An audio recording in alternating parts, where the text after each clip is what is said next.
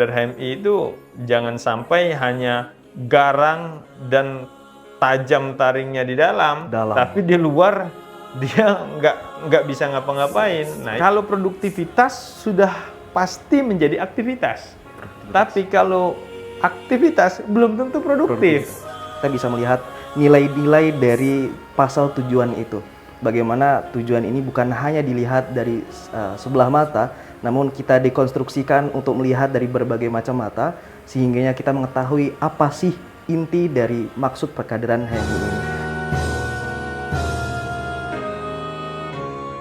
Assalamualaikum warahmatullahi wabarakatuh. Alhamdulillah, Kanda Yunda dimanapun Anda berada, pada kesempatan kali ini kita bersilaturahmi dan berbincang-bincang dengan Kanda Bang Akbar MPD. Dan pada kesempatan kali ini kita akan berbincang-bincang mengenai perkaderan. Dan memang sebelumnya beliau ini telah menyelesaikan perkaderan paripurna atau LK3. Kita sapa dulu sebelumnya. Assalamualaikum. Waalaikumsalam. Sehat ya, Sofak? Sehat, Bang. Nah, mungkin langsung Bang, bagaimana perkenalan diri Abang, nama, kemudian bersekolah dan lain sebagainya. Silahkan Bang. Iya, nama saya sebetulnya sudah familiar, Adinda Safak. Nama saya Akbar Tanjung, yang dimana sebetulnya ketika kita ber-HMI, nggak asing lagi sama nama Akbar Tanjung. Karena Akbar Tanjung itu kan salah satu tokoh juga di HMI, yang juga pernah menjadi ketua umum PBHMI di tahun 70-an, kalau tidak salah. Nah, saya lahir di Bandar Lampung tahun 1997, jadi sebetulnya relatif muda lah ya, untuk umur yang saat ini menginjak 25 tahun. Itu bersekolah di pondok pesantren. Saya lama di pondok pesantren, kurang lebih 6 tahun. Ada masa pengabdian biasanya kita di pondok pesantren itu 1 tahun, jadi 7 tahun. Dan keinginan saya sekolah itu sebetulnya dari kecil sudah selalu memiliki ambisius yang tinggi. Saya ingat sekali awal pertama kali saya sekolah di TK itu tidak diterima, tetapi karena orang tua itu menginginkan saya untuk sekolah dan keinginan saya juga kuat, kalau melihat orang sekolah itu saya langsung nangis. Padahal umur belum genap 2 tahun ketika itu. Jadi mau nggak mau saya dimasukkan ke dalam sekolah TK, tapi tidak sebagai siswa formal, sebagai siswa yang cuma ikut-ikutan aja. Karena umur masih sangat kecil, belum genap 2 tahun ketika itu. Sampai sekarang rapotnya masih saya simpan, saya ingat rapot saya itu tahun 99. Saya lahir tahun 97. 99 itu sudah rapot, berarti sebelum itu kan saya sudah menginjak bangku TK. Nah, saya selesai TK itu saya ingat tahun 2001 kalau tidak salah. Ya, melanjutkan SD saya banyak. Kebetulan karena dulu itu orang tua perantau, jadi ada di Palembang, ada di Jambi, ada di Lampung. Tapi saya selesainya di Lampung, lalu melanjutkan ke pondok pesantren modern di Lampung juga 6 tahun. Setelah itu saya baru kuliah di UIN Raden Intan Lampung, mendaftar pada tahun 2014, tapi karena pengurus pondok pesantren tidak merestui untuk kuliah ketika itu, karena meminta pengabdian dulu 1 tahun, jadi saya harus merelakan pendaftaran di tahun 2014 dan mendaftar kembali di tahun 2015. Dulu tahun 2019 S1, saya kebetulan ketika itu mendapatkan beasiswa masuk langsung ke S2, karena mendapat predikat cum laude S1 2019, masuk tanpa tes di Pasca Sarjana UIN Raden Intan S2. Nah, S2 saya masuk, selesai tahun 2021, masuk 2019. Dan selesai menyandang predikat tesis terbaik S2 UIN Raden Intan Lampung tahun 2021. Mungkin itu latar belakang singkat saya, dan saat ini saya masih melanjutkan jenjang S3 insya Allah di UIN Syarif Hidayatullah Jakarta dengan prodi yang linear juga, pendidikan agama Islam. Ya.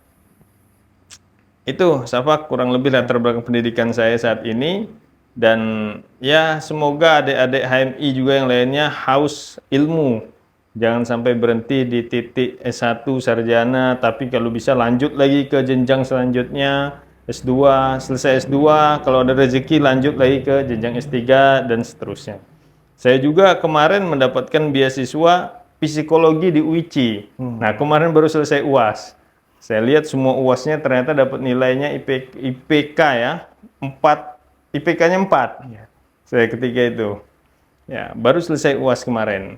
Nah, jadi kalau ada peluang-peluang beasiswa memang harus kita ambil dan kita jangan berhenti pada pendidikan kita saat ini, apalagi merasa puas. Nah, mungkin itu Dinda Safak. Luar biasa, teman-teman semua, Kanda Yunda sekalian, dari pembicaraan ini bisa menambahkan giroh semangat kita untuk terus belajar, Bang ya, Ya. teman-teman HMI Iman. Nah, kemudian Bang, untuk kesibukan Abang pada saat ini? Kesibukan saya pada saat ini di samping organisasi lah yang jelas ya, organisasi yang begitu padat, juga saya aktif mengajar. Ya, selain mengajar di salah satu yayasan di Lampung, juga saya mengajar sebagai dosen di UIN Raden Intan Lampung. Ya, prodinya berpindah-pindah, tapi untuk semester ini saya masih mendapatkan jadwal di Prodi Pendidikan Bahasa Inggris UIN Raden Intan Lampung. Kemudian Bang, kan ketika itu masuk di Universitas UIN Raden Intan Lampung. Betul. Nah, waktu itu memang ketika Bang Akbar yang haus tentang keilmuan pada saat itu, kenapa pada saat itu memilih HMI sebagai organisasi ekstra kampus, Bang? Wah, itu panjang sekali sih. Saya ingat sekali itu ketika Kulta itu tahun 2015. Saya ingat Kulta di tahun-tahun itu tidak seperti Kulta di tahun-tahun saat ini ya. Karena Kulta itu sangat meriah sekali. Meriahnya kenapa? Karena semua organisasi ekstra kampus itu selalu tarik-menarik dengan keadaan mahasiswa yang begitu banyak. Tahun 2015 itu saya ingat angkatan saya itu 5.431 kalau nggak salah. 5 ribuan. Itu tarik-menarik. Kenapa saya ambil HMI sebagai organisasi berproses saya? Karena saya anggap ketika melihat teman-teman di HMI itu lugas dalam berbicara, juga lantang dalam bersuara. Jadi begitu Kulta, dulu itu ada orasi-orasi dari setiap organisasi ekstra. Walaupun tidak menampakkan benderanya, tetapi kita bisa melihat UKM-UKM mana yang didominasi sama organisasi ekstra, khususnya HMI. Nah, jadi melihat beberapa UKM-UKM yang berorasi itu, saya tertarik lah sama salah satu UKM yang menurut saya itu tempat memang akademisi sekali. Namanya kita baru lulus SMA, masuk kuliah, kan pemikirannya selalu ingin menjadi seorang akademisi sebetulnya. Bukan jadi orang pekerja ketika itu. Jadi haus ilmu masih sangat-sangat ideal lah. Ya, menjadi mahasiswa ideal banget. Nah, di samping itu juga saya ditopang oleh guru-guru saya dulu di pondok pesantren yang mayoritas alumni HMI.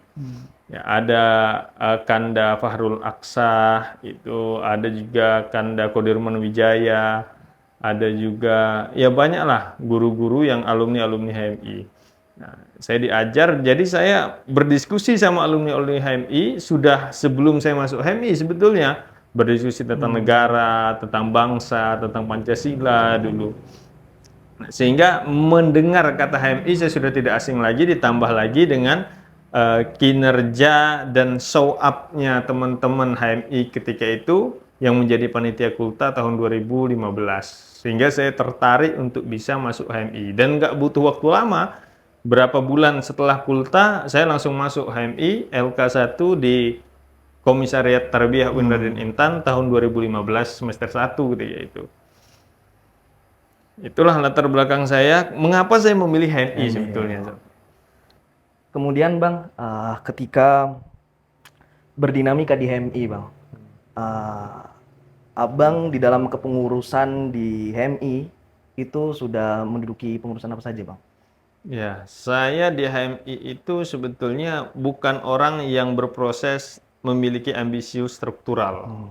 Jadi dari segi struktural saya tidak terlalu ngopen gitu. Yang penting proses saya dalam HMI itu selesai. Jadi urusan RAK atau Convercap saya tidak terlalu berambisi. Tetapi melihat dalam perjalanan waktu, saya dilibatkan juga untuk membantu teman-teman di beberapa bagian dan bidang. Saya pernah menjadi bagian bidang kajian keilmuan di Komisariat Tarbiyah, dan alhamdulillah sampai saat ini juga saya masih dipercaya oleh Batko HMI Sumbaksel untuk menjadi bidang pendidikan dan riset Batko HMI Sumbaksel. Jadi mungkin itulah nggak banyak track record saya kalau di dalam jabatan internal HMI. Karena bagi saya HMI merupakan satu wadah untuk berproses dan kita banyak menjabat di luar HMI. Ada juga orang kader yang memilih HMI menjadi organisasi intra untuk tempat dia berproses, sehingganya jabatan dia di HMI sangat-sangat produktif, mulai dari ketum komisariat, naik jadi ketum cabang, naik jadi ketum batku, sampai menjadi ketum PBHMI. Itu banyak yang begitu juga ambisinya. Itu juga tidak salah. Tetapi kalau kita berebut di satu rumah sendiri, siapa yang mau mengisi ruang-ruang di luar itu kan? Nah, saya lebih memilih untuk yang mengisi di luar. Tetapi proses rumah tetap tempat kembali adalah HMI. Kemudian Bang sebagai seorang kader akademisi lah Bang ya. Karena kalau kita lihat HMI itu ada yang politik atau ke akademisi nih gitu. Kalau kita lihat nih. Nah, sebagai kader akademisi Bang, bagaimana melihat kontekstualisasi bahwa HMI ini adalah organisasi perkaderan begitu. Karena kita lihat sendiri akhir-akhir ini mungkin beberapa komisariat atau beberapa oknum lah yang mengatakan bahwa intinya kader banyak dan untuk kebutuhan RAK dan lainnya Bang. Bagaimana Bang Abang melihat ini? Kalau saya melihat itu ya, HMI itu merupakan organisasi yang alumninya bisa masuk ke semua lini ya. Ke bisnis ada, ke politik ada, ke akademisi juga ada. Sebetulnya pro kontra antara politik dan akademisi itu nggak perlu kita permasalahkan, tetapi bagaimana saling bersinergi. Karena akademisi juga butuh juga perahu politik, dan politik juga butuh juga orang-orang yang aktif di bidang akademis. Nah, sehingga berproses dalam HMI itu tidak dipaksakan kita harus menjadi insan yang politis atau akademis, tapi paling tidak pertama kali dalam pasal tujuan itu dikatakan bahwa kita menjadi insan pencipta. Nah, insan pencipta itulah yang masuk ke dalam penafsiran individual masing-masing. Apakah pencipta di situ membentuk partai politik, menciptakan sebuah massa yang besar, atau pencipta itu membentuk sebuah institusi pendidikan untuk menjadi tokoh-tokoh akademis dalam bangsa dan negara. Intinya tetap produktif dalam menciptakan sesuatu dan berkarya. Baru yang lain-lainnya akan mengikuti kan. Nah, jadi kita aktif dalam bidang politik itu juga baik, ya aktif di bidang akademisi juga baik, aktif di semua bidang juga lebih baik. Terkait dengan banyak kader, itu merupakan kebutuhan untuk nanti kita mencalonkan diri sebagai ketum komisariat atau ketum cabang. Ya, itu strategi politik masing-masing. Ya, yang jelas bagian daripada proses, dan jangan sampai bagian-bagian yang menjadi proses ini membuat kita terlalu egosentris terhadap rumah kita sendiri, sehingga kita lupa bahwa banyak rumah-rumah di luar HMI ini yang harus kita isi. Itu. Jadi untuk apa kita berebut dalam satu tempat, satu ruangan, sehingga kita lupa bahwa ruangan lain itu pintunya terbuka lebar untuk kita masuk. Kader HMI itu jangan sampai hanya garang dan tajam taringnya di dalam. Tapi di luar dia nggak bisa ngapa-ngapain. Nah lebih baik kita tajam taringnya di luar, tapi di dalam juga bisa diakui bahwa kita tajam karena sudah terbukti di luar tajam gitu. Iya. Nah, Bang,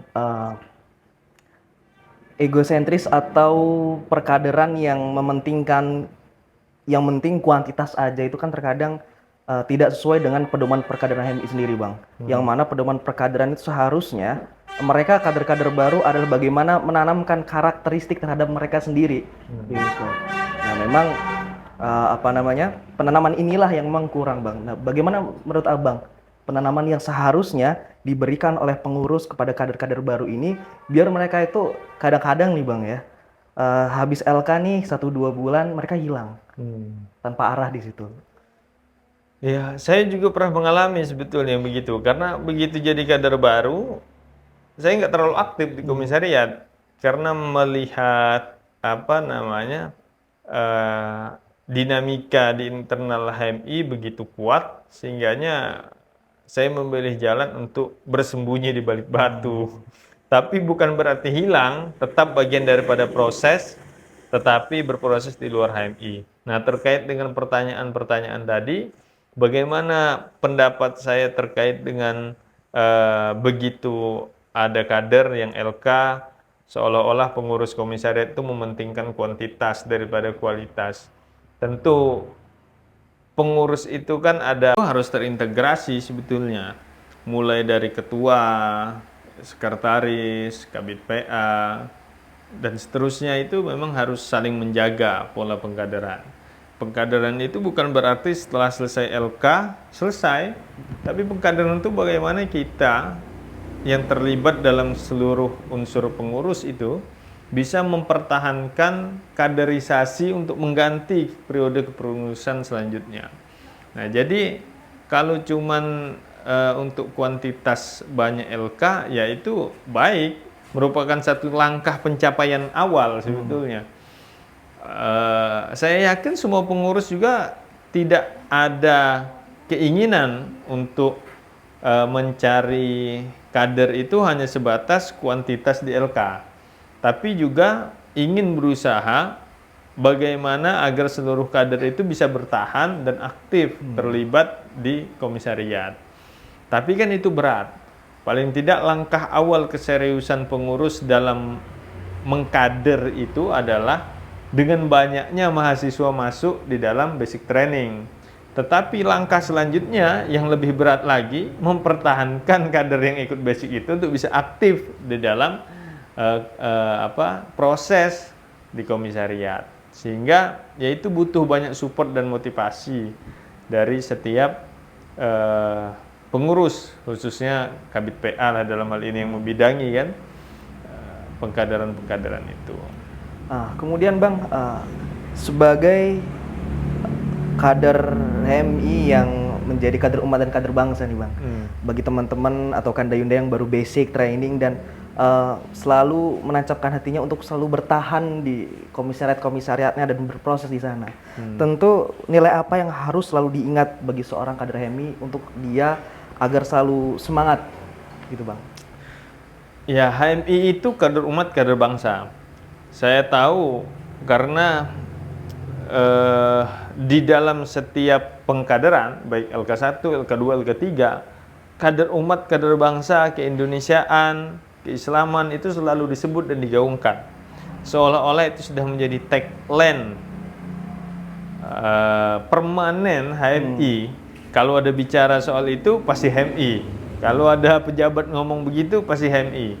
Ya, karena sejalan dengan hitoh perjuangannya HMI ya begitu. Banyak kader HMI itu yang aktif sebetulnya di komisariat, tetapi keaktifan kader itu kurang produktif.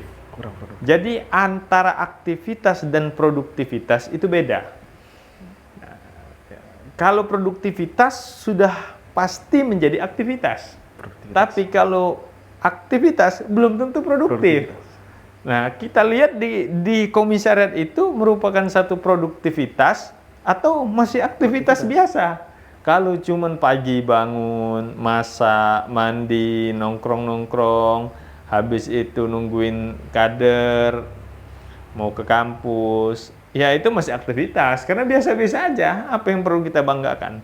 Tapi kalau sudah lebih daripada itu, misalnya setiap harinya dia menghabiskan satu buku, itu sudah produktivitas. Bedanya produktivitas itu ada sesuatu yang baru yang didapat tiap harinya. Tapi kalau aktivitas, ya kayak kita makan, mandi, tidur itu aktivitas. Karena tiap hari kita lakukan. Ke kampus.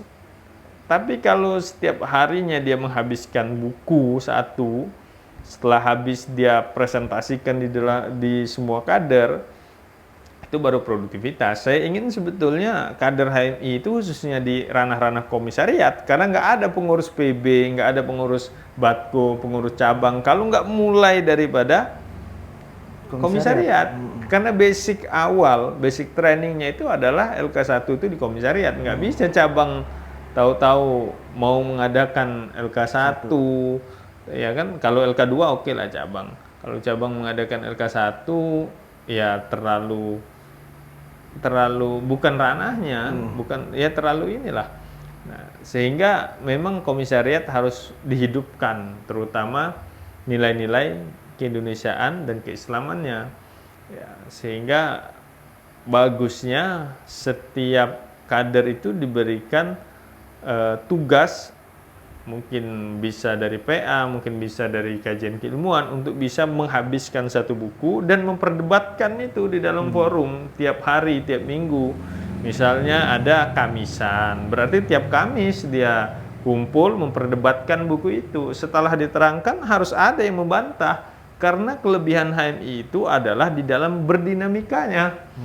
Kalau kita ke Jakarta, kita lihat misalnya alumni-alumni HMI di Jakarta, bicara soal debat, dialektika itu luar biasa. Dan walaupun salah pun mereka bisa mempertahankan argumentasinya. Itulah hebatnya kader-kader HMI. Karena benar salah bagi HMI itu adalah sesuatu yang sifatnya relatif. Benar menurut Anda belum tentu benar menurut saya. Nah, benar menurut saya belum tentu benar menurut Anda. Sehingga bagaimana kita bisa menghipnotis banyak orang untuk bisa mengatakan bahwa kita. Kemudian yang terakhir ini Bang, Abang yang telah menyelesaikan paripurna jenjang perkaderan LK3, mungkin ada beberapa perkataan atau pesan kepada kami, utamanya untuk bagaimana kita bisa menyempurnakan paripurna itu Bang, dalam perkaderan. Ya, memang kader paripurna itu di dalam HMI ya yang setelah selesai LK3, jadi doktornya HMI lah. Ya, karena bicara LK3 itu sudah membicarakan soal solusi. Ya, iman, ilmu, amal, ya LK3 itu sudah taraf amalnya. Jadi bagaimana kita bukan hanya berbicara soal teori, tapi bagaimana kita memecahkan satu masalah di dalam tiap-tiap masalah yang banyak, apalagi urusan bangsa ini, gitu. Ya banyak pengalaman pasti yang akan didapatkan kalau kader-kader HMI melanjutkan jenjang pengkaderannya sampai ke LK3. Saya lihat untuk LK2 itu sudah banyak. Kader-kader HMI yang melaksanakan LK2 banyak. Tetapi untuk melaksanakan LK3 itu sangat minim sekali, karena dianggap bagi beberapa kader HMI, LK3 itu merupakan satu pendidikan sebagai syarat politis untuk menjabat kepada sesuatu jenjang, khususnya di kepengurusan Batko maupun PBHMI. Padahal ya itu merupakan satu syarat betul untuk naik kepada jenjang yang kepengurusan tingkat nasional. Tetapi bagi saya pribadi itu merupakan satu proses penyelesaian di dalam pendidikan kita, pengkaderan kita di HMI. Kalau kita nggak selesai kan ada satu yang rancu sebetulnya. Dalam kayak baca buku tuh baru sampai setengah, belum sampai selesai. Jadi kita belum tahu sebetulnya apa sih HMI ini secara utuh. Kalau kita sudah melaksanakan LK3, paling tidak pertama teman kita bertambah, wawasan kita bertambah, dan juga kita ketemu dengan banyak-banyak tokoh nasional sebagai fasilitator yang memberikan motivasi dan inspirasinya kepada kita. Jadi ya adik-adik yang sudah melaksanakan LK2 kalau bisa jangan berhenti di situ. Lanjutkan jenjang pengkaderan ke SC, lanjutkan jenjang pengkaderan ke LK3. Ya, lanjutkan juga jenjang pengkaderan kalau memang mampu ya ke sekolah NDP dan lain sebagainya, sehingganya ber-HMI itu tuntas. Ya, semuanya selesai, semuanya paham, dan apa yang dimaknai sebagai tujuan HMI yang menciptakan insan paripurna, insan cita itu berhasil, dan betul-betul kita bisa mengetahui apa yang diinginkan oleh founding father-nya HMI. Ya, mungkin itu menurut saya. Ya, tetap harus semangat kader HMI. Jangan sampai selesai di LK2 merasa puas, kalau bisa terus lanjut ke LK3. Terkait dengan kalau memang itu menjadi prasyarat untuk mencalonkan diri di jenjang kepengurusan yang lebih tinggi, ya alhamdulillah. Kalau memang kita bisa masuk di dalam bursa pencalonan atau diamanahkan menjadi salah satu pengurus di jenjang yang lebih tinggi, baik cabang, Batko maupun PB, ya kita harus syukuri, berarti masih ada orang yang percaya dengan kita, dan kita masih bisa menjadikan HMI sebagai rumah produktivitas kita, bukan hanya sekedar aktivitas belaka. Ya, mungkin itu Adinda Safak. Luar biasa sekali pembicaraan pada kesempatan kali ini. Dari hasil pembicaraan ini kita bisa melihat nilai-nilai dari pasal tujuan itu. Bagaimana tujuan ini bukan hanya dilihat dari sebelah mata, namun kita dekonstruksikan untuk melihat dari berbagai macam mata, sehingga kita mengetahui apa sih inti dari maksud perkaderan HMI ini. Dan izin Bang, mungkin insya Allah ke depan kita bakal buat sesi seperti ini lagi untuk bagaimana teman-teman HMI, khususnya Komisariat Tarbiyah UIN Nadin Intan Lampung dan umumnya HMI Kandayunda dimanapun Anda berada, bagaimana penanaman nilai-nilai ini yang seharusnya mereka fahami sebelum mereka aktif dalam perkaderan ini. Bagaimana membedakan antara produktivitas dengan aktivitas itu. Terima kasih Bang sebelumnya. Dan jangan lupa teman-teman sekalian like, subscribe channel YouTube Komisariat Tarbiyah biar teman-teman sekalian gak ketinggalan nih video-video kita selanjutnya. Dan dari saya terima kasih. Saya akhiri. Wassalamualaikum warahmatullahi wabarakatuh.